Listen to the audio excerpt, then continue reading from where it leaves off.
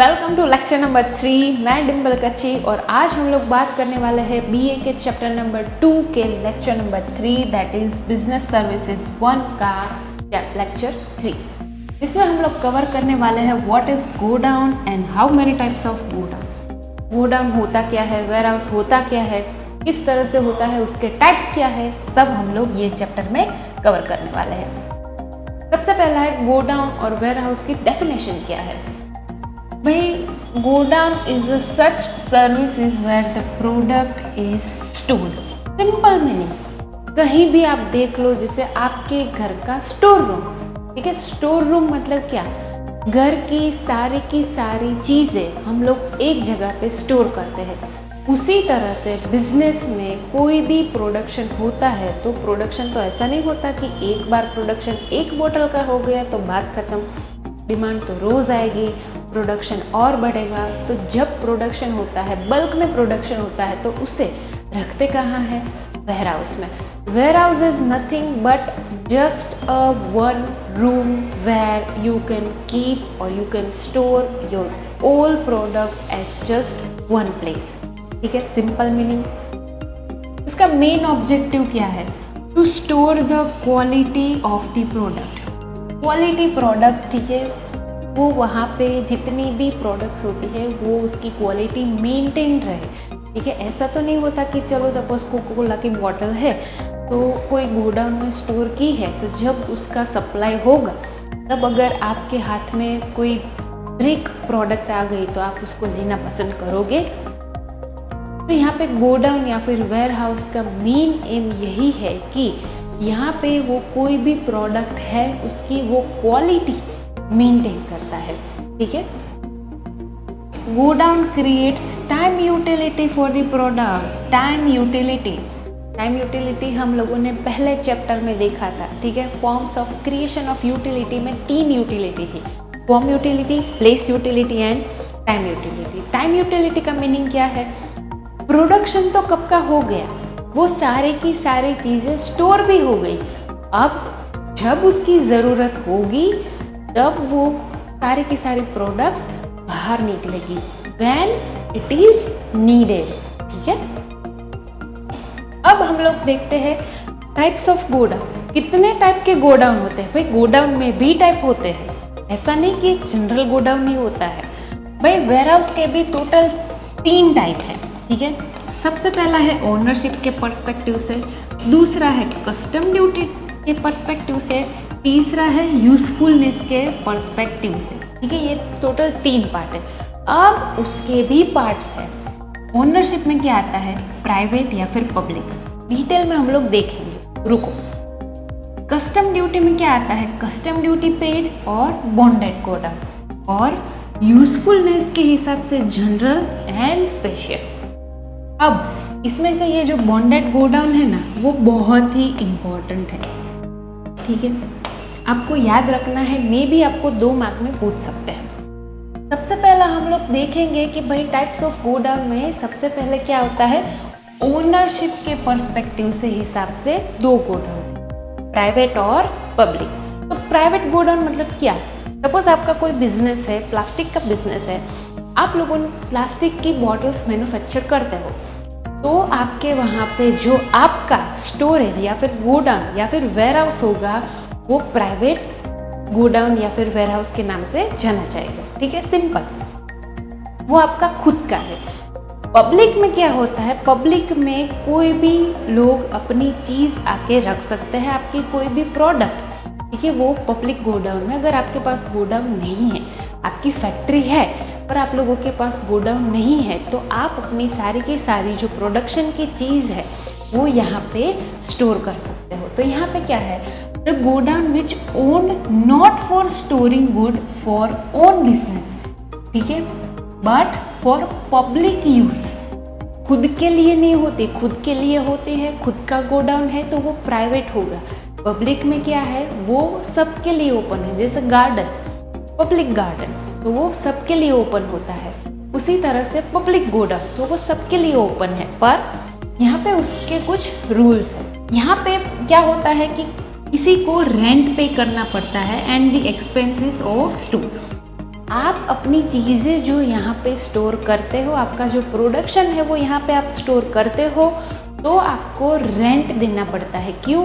क्योंकि कोई और आपके पूरे के पूरे आपके जो स्टॉक है उसका वो ध्यान रखता है। इसके लिए ये क्या होता है नॉर्मली रेलवे के पास, ठीक है। सपोज कोई ट्रेन से अगर कोई भी प्रोडक्ट आती है, या फिर कोई ट्रेन से सप्लाई होता है, या फिर पोर्ट शिप से भी कुछ आ सकता है, या फिर एयरपोर्ट से भी मतलब थ्रू एयर कुछ भी आ सकता है। तो ये सारे के सारे नॉर्मली पब्लिक गोडाउन कहाँ पे होते हैं? यहाँ पे, क्योंकि उन लोगों के पास प्राइवेट वो जगह पे नहीं होते, इसलिए वो यहाँ पे पब्लिक गोडाउन में रखते हैं। The guarantee product storage and the maintenance and protection, इन लोगों का मेन एम क्या है? इसका मेन मोटिव इन लोगों का क्या होता है कि ये हमारी जो प्रोडक्ट होती है ना, वो गारंटी के साथ स्टोर करते हैं, ठीक है। स्टोर तो किया, उसका मेंटेनेंस भी करते हैं और उसका प्रोटेक्शन भी करते हैं। इसके लिए ही हम उसे रेंट देते हैं या फिर एक्सपेंस, हमारे जो भी है हम उसको कुछ भी जो अमाउंट देते हैं वो इसके लिए देते हैं, क्योंकि वो हमारी प्रोडक्ट को स्टोर करता है, उसका मेंटेन भी करता है और उसका प्रोटेक्शन भी करता है। उसके बाद आता है हमें रिसिप्ट दी जाती है, ठीक है। जैसे ही हम लोग पैसे पे करते हैं एक रिसिप्ट हमें मिलती है, और वो रिसिप्ट जब हमारे पास होती है, जब हमें प्रोडक्ट उसको सेल करनी होती है, तो हम ये गोडाउन में से हमारी जो चीज़ है, हमारी जो स्टॉक है, उसे निकाल के वो हम रिसिप्ट दिखाते हैं और वो हमें वो स्टॉक दे देते हैं। तो यहाँ पे सिंपल मीनिंग पब्लिक गोडाउन का मीनिंग ये होता है कि भाई ये सबके लिए ओपन होता है, आपको इसमें कुछ रेंट देना पड़ता है और ये आपकी चीज़ों का बदले में ध्यान रखते हैं। उसके बाद हम लोगों ने ओनरशिप देख लिया, प्राइवेट पब्लिक। अब आता है कस्टम ड्यूटी, बहुत ही इम्पोर्टेंट है। हम देखने वाले हैं कस्टम ड्यूटी और बॉन्डेड। तो सबसे पहला है कस्टम ड्यूटी। कस्टम ड्यूटी आपको पता है कहाँ पे हम लोग पे करते हैं?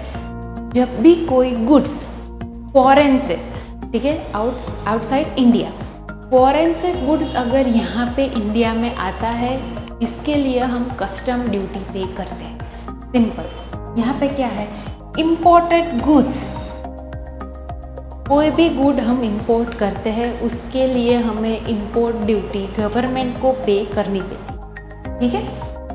Import duty has been paid but there is no immediate availability, हमें तुरंत ही वो प्रोडक्ट नहीं मिलती, ठीक है। हम जब हमारा कोई भी गुड्स आता है, सबसे पहले हम उसके लिए ड्यूटी पे करते हैं।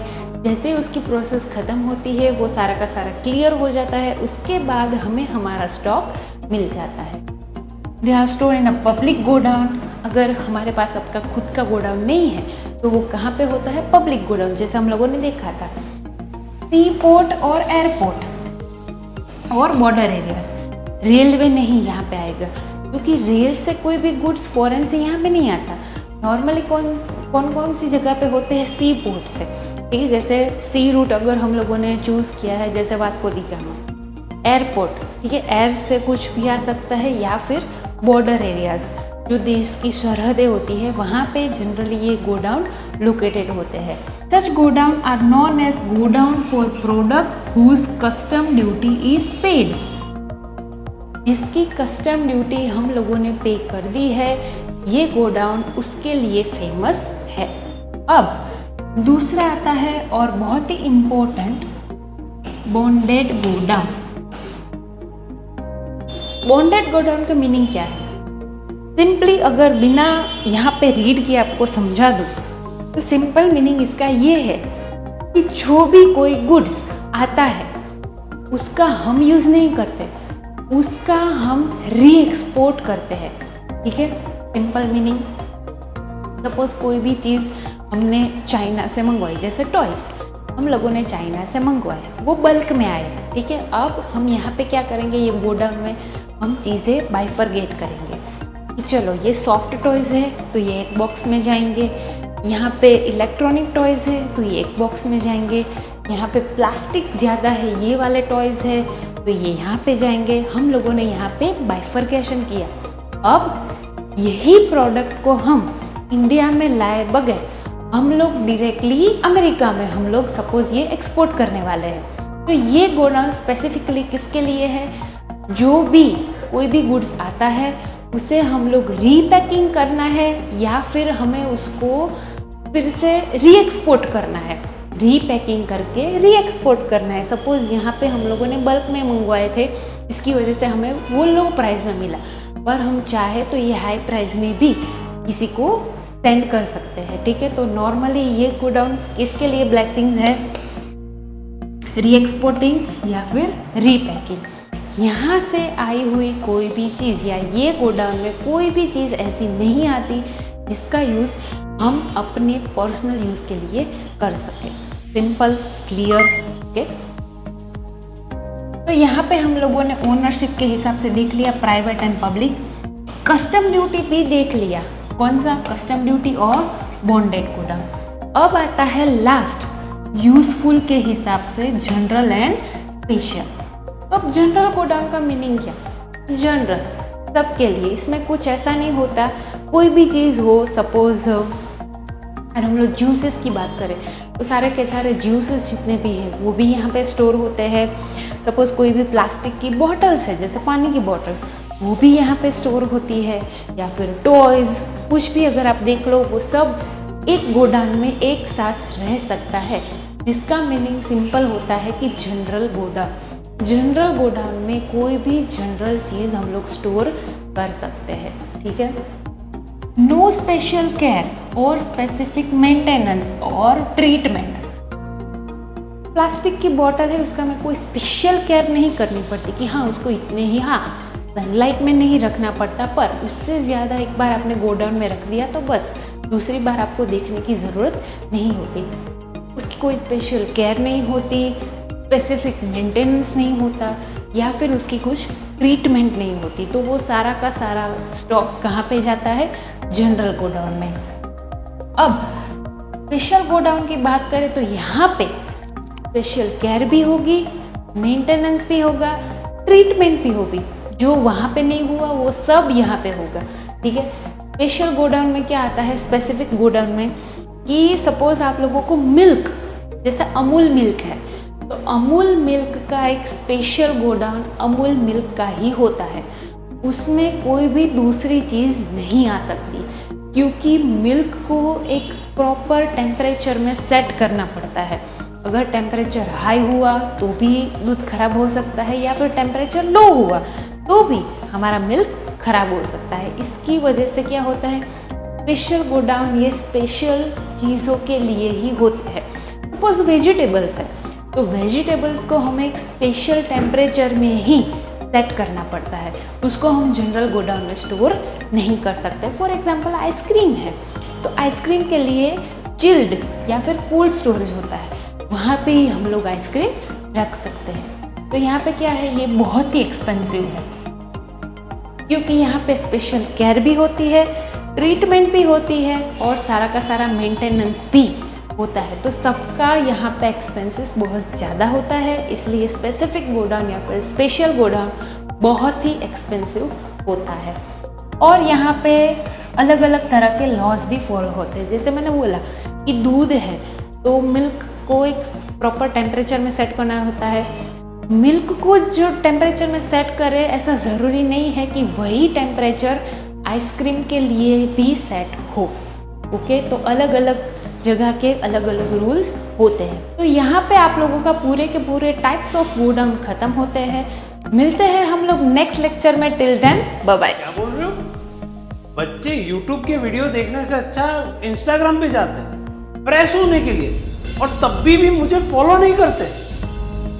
ये सच है। जल्दी से जाओ Instagram पे। फ्रेश ही होना हो तो कंटेंट को, एजुकेशन और एंटरटेनमेंट दोनों को साथ में देखो, और फॉलो करो मुझे Instagram के ऊपर।